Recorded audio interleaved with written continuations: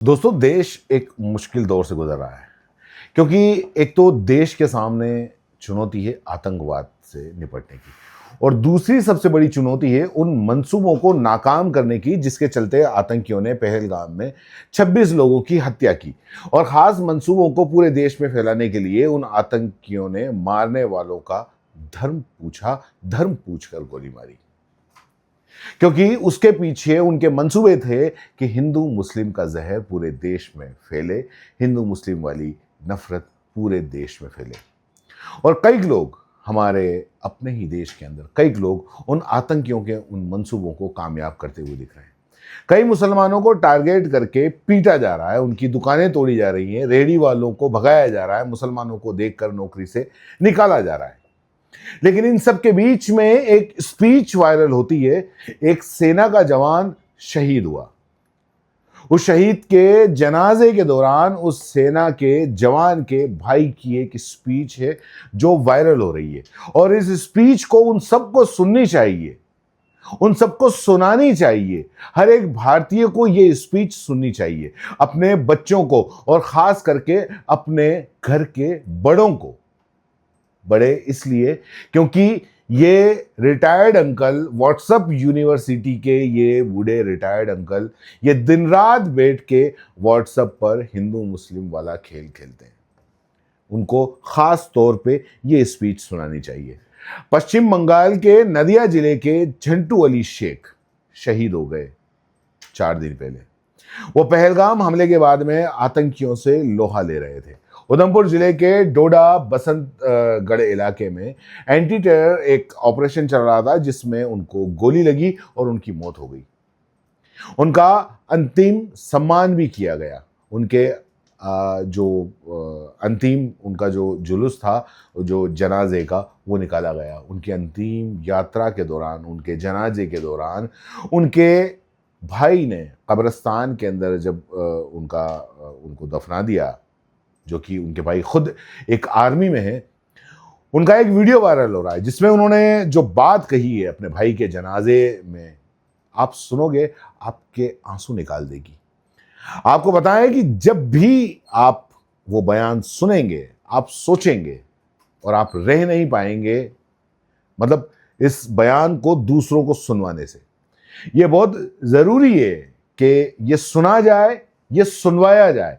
झंटू शेख के भाई, जिनका नाम रफीकुल शेख है, वो कहते हैं कि वो दरअसल भारतीय सेना में सूबेदार के पद पर वो खुद भी तैनात है। झंटू अली शेख भारतीय आर्मी में 6 पैरा स्पेशल फोर्स में हवलदार के पद पर तैनात थे। उन्होंने आगरा के पैरा कमांडो से ट्रेनिंग ली और वो जम्मू कश्मीर में तैनात थे। और पहलगाम हमले के बाद में इनपुट मिला था कि वहां पर आतंकी छुपे हुए हैं और सर्च ऑपरेशन के दौरान आतंकियों से लोहा लेते हुए उन्होंने अपनी जान देश के लिए कुर्बान कर दी। आतंकियों को नेस्त नाबूद करने के लिए उन्होंने अपनी जान की परवाह नहीं की और कायर आतंकवादियों ने वहां पर भी पीछे से गोली मारी। आपको बताएं कि उनके भाई ने सुपुर्द खाक करने के बाद अपने भाई के बारे में क्या कहा। आइए आपको सुनाते हैं उनके भाई सूबेदार रफीकुल की वो स्पीच जो इन दिनों बहुत वायरल हो रही है।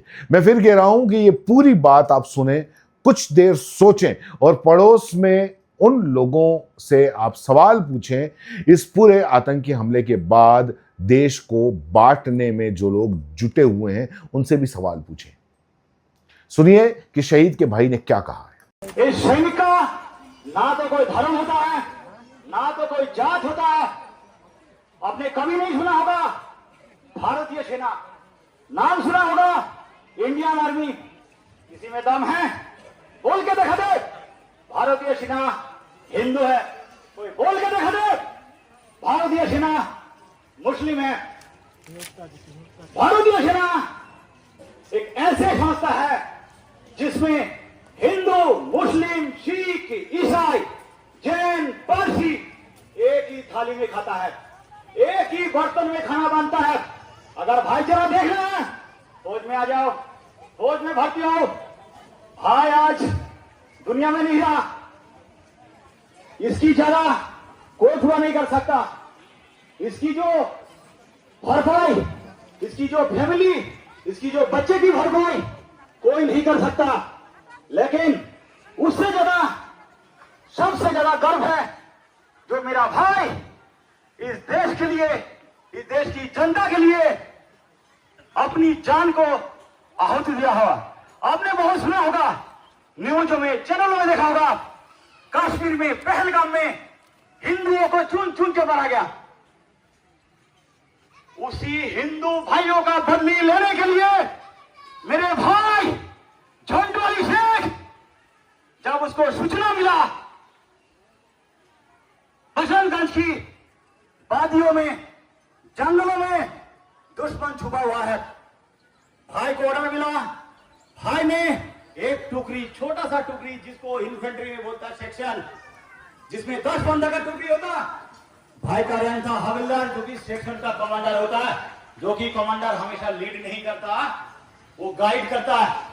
लेकिन मेरे भाई, इस गांव को किसी को समझाने की जरूरत नहीं है, जो मेरा भाई कितनी निर्भीक था, कितनी निडर था, कितनी उसके अंदर हौसला था, उसने अपना जान की परवाह करते हुए सबसे आगे लीडिंग किया। बाकी ऊपर वाले के जो मंजूर था वही हुआ। आपने सुना कैसे सूबेदार रफीकुल ने अपने लोगों से, अपने वहां जो तमाम हजारों की तादाद में लोग आए थे, उनसे ये अपील की कि अपने देश और सेना से प्यार करो। वो कह रहे हैं कि युवा सेना में शामिल हों, और उन्होंने ये भी कहा कि अगर तुम्हें कुछ हुआ तो तुम्हारे साथी सैनिक बचाने के लिए हमेशा वहां पर मौजूद रहेंगे। आपने सुना होगा कि कश्मीर में आतंकवादियों ने हिंदुओं से उनका धर्म पूछकर उनको गोली मारी, और उन्हीं हिंदू भाइयों से बदला लेने के लिए उन्होंने कहा कि मेरे भाई को सूचना जब मिली तो वादियों में दुश्मन छुपा हुआ है, तो भाई छोटी सी टुकड़ी लेकर हिंदू भाइयों की मौत का बदला लेने के लिए निकल पड़ा। इस दौरान जो भी हुआ सब अल्लाह को मंजूर, ईश्वर को मंजूर। इसके बाद शायद कुछ कहने को बचता नहीं है, लेकिन फिर भी आप जानेंगे कि आतंकवादी आए और किस तरीके से उन्होंने हमला कर दिया। और जब भारतीय सेना, जो सेना में भर्ती होते हैं, उसमें हिंदू, मुसलमान, सिख, ईसाई सब भर्ती होते हैं, और जब वर्दी पहन लेते हैं तो वो देश की रक्षा कर रहे होते हैं।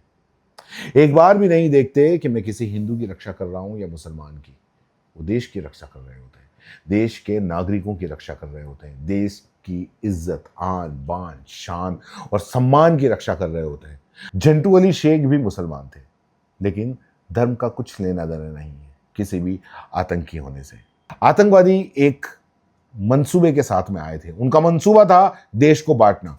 वो चाहते थे कि देश बटे, वो चाहते थे कि हिंदू मुसलमान, भारत में एक सच्चाई बन चुका है जो हिंदू मुसलमान की नफरत है वो, और उसको, उस नफरत को और कैसे हवा दें वो जानते थे। दोनों धर्मों के बीच खाई कैसे पैदा करें वो जानते थे, और यही वजह थी कि उन्होंने हमला किया, उन्होंने धर्म पूछा, कलमा पढ़ाया और फिर गोली मारी।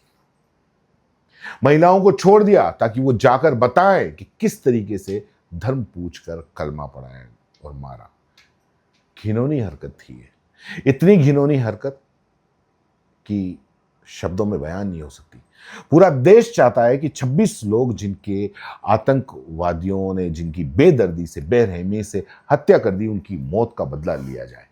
सरकार जो कदम उठा रही है, पूरा देश उनके साथ है, लेकिन साथ में रहने की भी जरूरत है, साथ में, क्योंकि वो साथ रहना सरकार का साथ रहने से अलग है। वो देश में उन लोगों के साथ रहना भी है जो गैर धर्मों से हैं।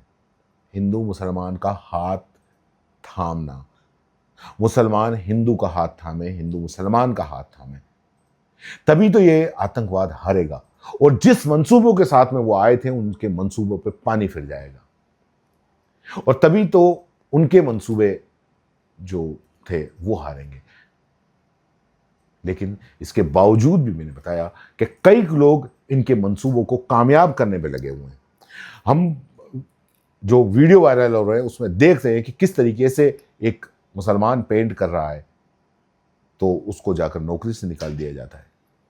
तुम लोगों ने मतलब धर्म पूछ कर मारा, हम तुम्हें काम पे नहीं रखेंगे, हम तुम्हें निकाल रहे हैं नौकरी से।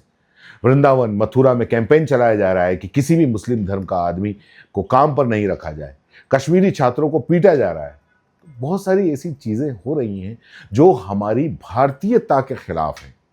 और ये जिन मंसूबों के साथ में वो आतंकवादी आए थे, जिसको पूरा करने के लिए, उन मंसूबों को कहीं ना कहीं ये जो सारी वारदातें हैं ये पूरा कर रही हैं। सोचना आपको है। धन्यवाद।